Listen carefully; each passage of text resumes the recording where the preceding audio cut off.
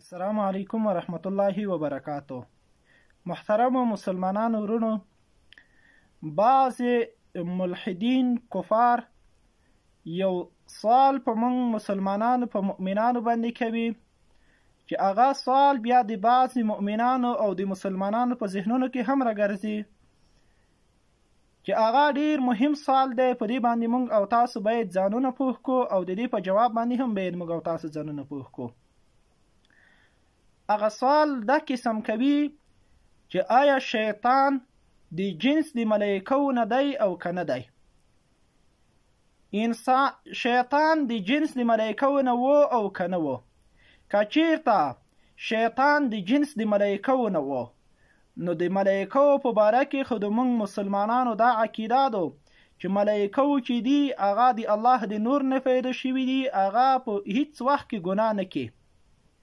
نو شیطان چې د جنس د ملائکو نشي، نو ولې شیطان ګناه وکړه؟ ولې د الله نه سرغړونه وکړه؟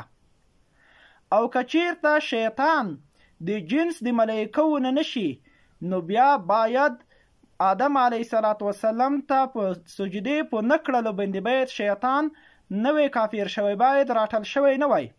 ځکه الله جل جلاله قرآن کریم کې فرمایي وَإِذْ قُلْنَا لِلْمَلَائِكَةِ اسْجُدُوا لِآدَمَ فَسَجَدُوا إِلَّا إِبْلِيسَ.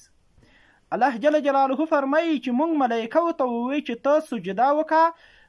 تاسو سجده وکئ آدم علیه السلام ته. نو شیطان خو د جنس د ملائکو نه و، نو ملائکو جنس ته امر شوی دی، شیطان ته خو امر نه دی شوی. چې امر نه دی ورته شوی، نو د سجدې په نه کړلو باندې باید دی کافر شوی نه وی او دی د الله د رحمت نه شړلی شوی نه وی. نو دا یو سوال په موږ مسلمانانو باندې واردېږي. نو د دې لپاره علما کرامو مختلف جوابونه کړي دي، لیکن یو جواب لنډ به زه نقل کم. الله جل جلاله د په قرآن کریم کې د خطیې کول نه موږ وساتي. هغه جواب دا دی چې اول خدا چې شیطان د جنس د ملائکو نه دی.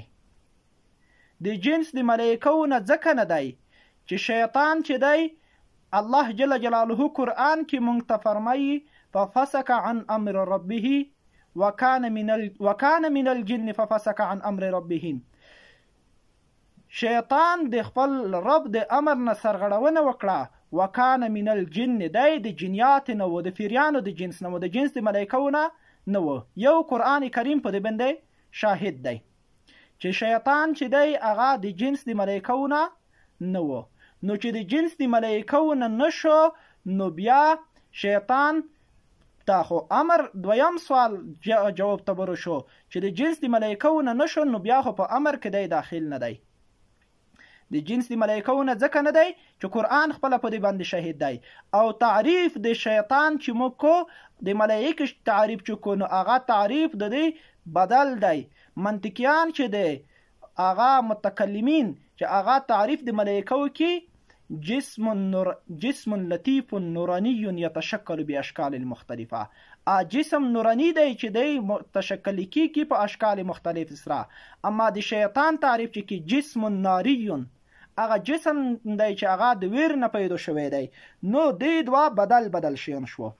نو چې د جنس د ملائکو نه نشو، نو بیا ولې دی کافر وبللی شو په سجدې په نه کړلو باندې؟ د دې جواب دا دی چې یو جنس د شیطان دی، یو وجود د شیطان دی. جنس د شیطان د جنس د ملائکو نه و، نو دی د جنس د ملائکو نه بللی کی. اما وجود د شیطان موجود و په ملائکو، په ټولي د ملائکو کې.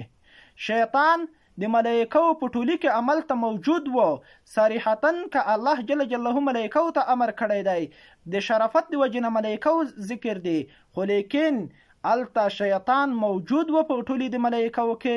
نو شیطان ته هم امر په سجده باندې شوی و، نو شیطان هم باید امر کړی وای. او په دې باندې یو بل دلیل هم دی چې شیطان چې دی هغه د جنس د ملائکو نه دی.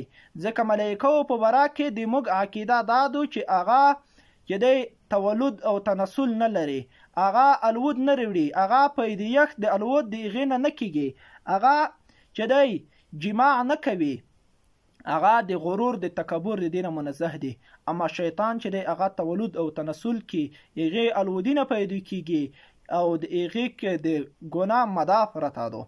نو ځکه شیطان چې دی هغه د جنس د ملایکو نه دی. دغې په ضمن کې په موږ علما کرامو باندې یو بل اعتراض بعضې خلک کی هغه دا چې ملایکو په باره کې د موږ دا عقیده ده چې هغه ګناه نه کوي، اما په قرآن کریم کې د هاروت او ماروت دوه ملایکوې دی د هغې واقعا ذکر دو، د هغې د ګناه خبره دو او هغه ته سزا ورکولی کیږي. نو هاروت او ماروت ملائکې دي او ګناه یې کړی دو. نو هغې بیا ولې ګناه کړی دو؟ د هغې په باره کې علما کرامو مختلف اقوال ذکر کړي. بعضې علما چې بیخي د هغې کیسه د اسرائیلات نه دو، هغه بیخي حقیقت نه لري چې دوی ګناه کړي دو. بعضې چې نه حقیقت لري، خو لیکن دغه دوی ته چې کومه سزا دو دا یو قسم زجر او رټنه غوندې دو، دا یو قسم تنبیه دی، لکه دا انبیاو ته هم ورکولی کدو، اما دا سزا نه دو. خو لیکن غوره کول دا دی چې نه دوی ته سزا ورکولی کیږي، دوی ګناه کړي دو. نو بیا ولې ملایکو ګناه کړي دو؟ نو میږي چې هغه دوه ملایکې هاروت او ماروت هغې ګناه چې کړي دو هغه په شکل د ملایکو کې نه دی کړي. هاروت او ماروت دوه ملایکې وي چې الله جل جلاله ته وفرمایل چې دغه انسانون دا هر وخت ګناه کوي، دا ولې دومره زیات ګناه نه کوي؟ الله جل جلاله ته وفرمایل چې په دې کې مو د شهوت ماده، په دې کې د غرور او د تکبر، په دې کې د لوږې او د تندې مادې مو یخي دي، د دې سره نفس دی او شیطان دی. دغه ملائکه وفرمایل وی یا الله تعالی که دغه مادې په موږ کې وای نو موږ به بیا هم د تو عبادت کوو، موږ به د ګناه نه ځونی نه ستل. نو دا انسان ولې د ګناه نه ځون نه ستي؟ الله جل جلاله ته فرمایل چې دا داسې مادې دي که په توسې کې موجود شي توسې به هم ګناه وکړي. نو دوی ووایي چې یا الله تعالی دا مادې موږ ته روکه، موږ به ګناه ونه کړو. الله جل جلاله ماده انسانی په دې کې پیدا کړه، په ماده انسانی د سړی ماده کې پیدا شوه، د دنیا مخه ته رکیزې شوې، د دنیا مخه ته چې رکیزې شوې واقعي وګدادو نو په ګناه کې مبتلا شوې. نو علما کرام فرمایي چې دی چې ګناه کړي په شکل ملکوتی کې نه دو کړي چې دی ملائکه وي، ماده د انسان ور کړي شوی دو، د شکل ملکوتی نه شکل انسانی ته وخت دي، نو ځکه د دوی نه ګناه شوی دو. د دې وجې نه هم د مونږ عقیده دا ده چې ملائکه ګناه نه کوي، کوم چې کړي دو هغه په شکل انسانی کې کړي، په شکل ملکوتی کې نه دو.